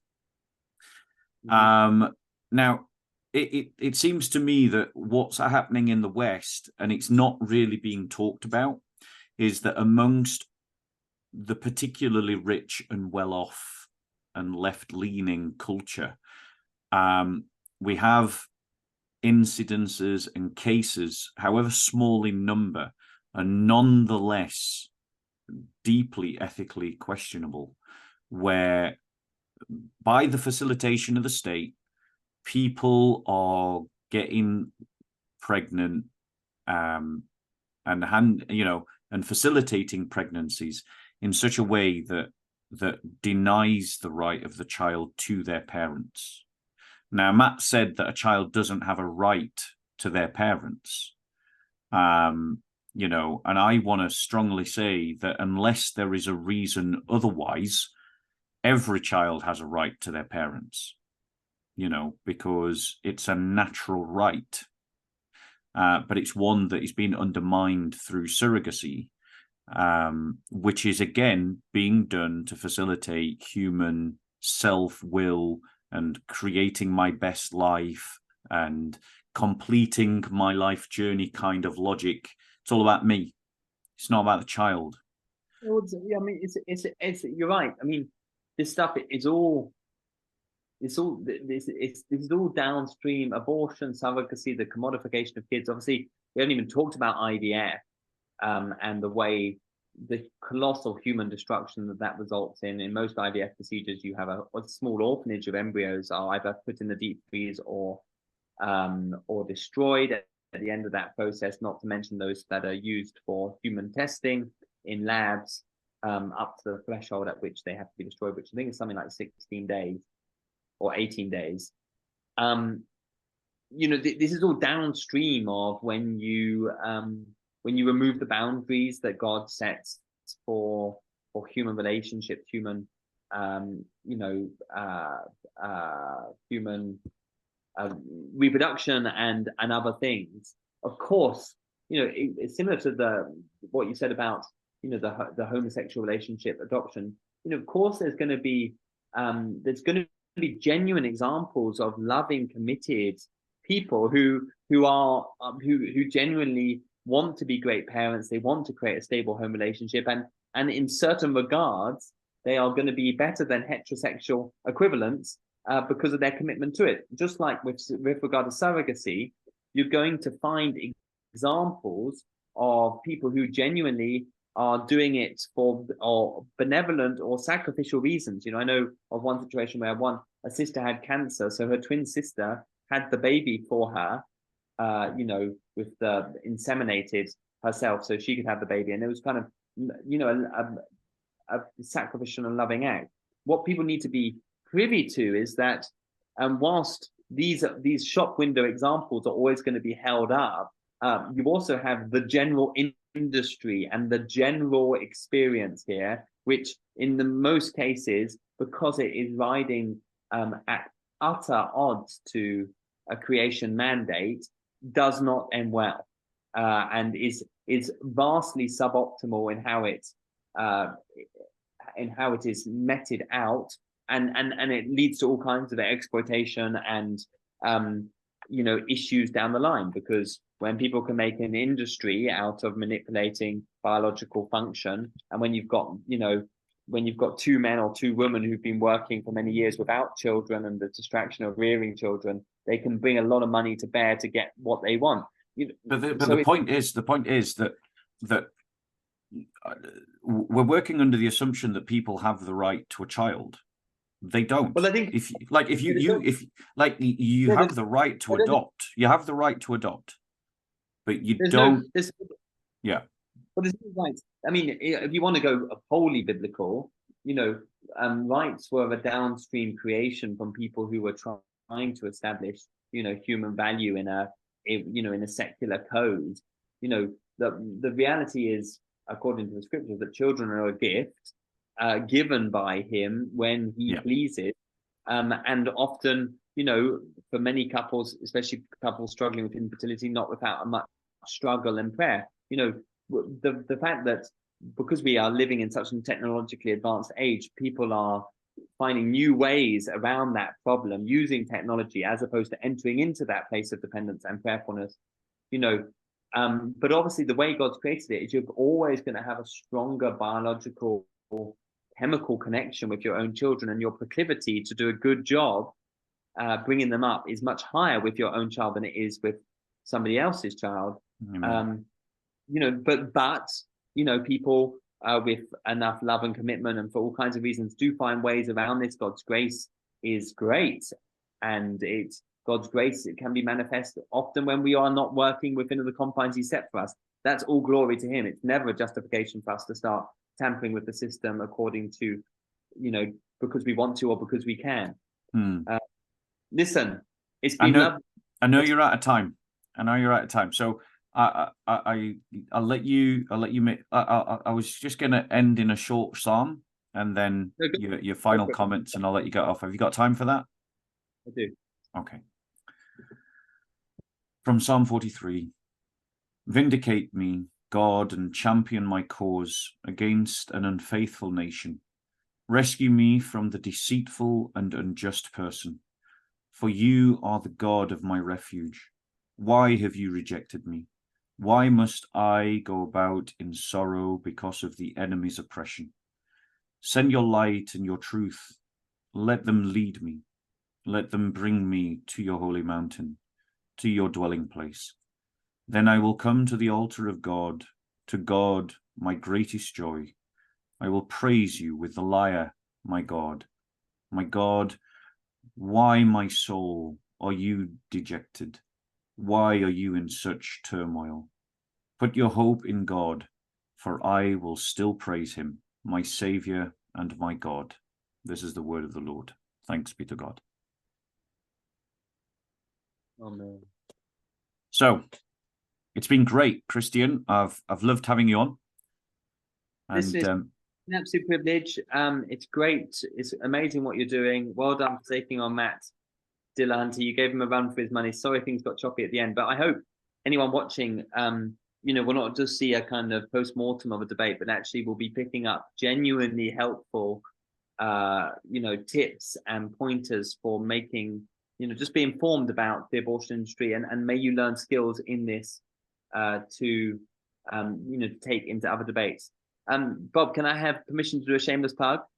Yep, do your shameless plug. Shameless plug coming right up, which is if you found anything particularly compelling, or you want to be part of a movement to end abortion in the United Kingdom, then please visit our website, cbiuk.org/join. That's cbiuk.org/join. And we'd love to launch you on your journey of being very clear, very sharp, very joyful, very effective activists for the unborn babies, for their mothers in our nation, as we seek to bring a legal end to abortion in our country. So yeah, if that's of interest, then you please visit www.cbiuk.org/join. And I'm now going to follow that with my own shameless plug, which is if you want to help call out the bishops of the Church of England for their failure to stand up on questions like abortion and on questions like for the persecuted church, and how they seem to be prioritizing living in lust and filth rather than living faithfully, to the gospel meeting, the gospel message. Come and join a national protest that's happening on Monday the 13th, Tuesday the 14th, and Wednesday the 15th of November at 12:45 to 17:20 on Monday, 10:15 to 1900 on Tuesday, and 800 to 17:35 on Wednesday at Church House. That's where it is, where the synod is going to be taking place. And bring your church, bring as many people as you can, and get down there and show that the church in England does not support the Church of England in what it is doing, and its sense and the priorities of the bishops of the Church of England are being completely out of whack with what are real priorities for Christians in this country. Yeah, I couldn't agree more. Poor teaching from the churches results in untold chaos in all kinds of area. And yeah, I wholeheartedly encourage anyone who is available to join with those demonstrations. It's a great crowd of people there with some powerful messaging and much needed. The Church of England mustn't be allowed to be so ineffective on so many important issues for any second longer. Yeah. So, you want a stronger country, people, you got to fight for it, institution by institution, and that's for Christians. It's got to start in the church. Right, Christian, God bless you, and thank you for coming. Peace be with you. You Take too. care.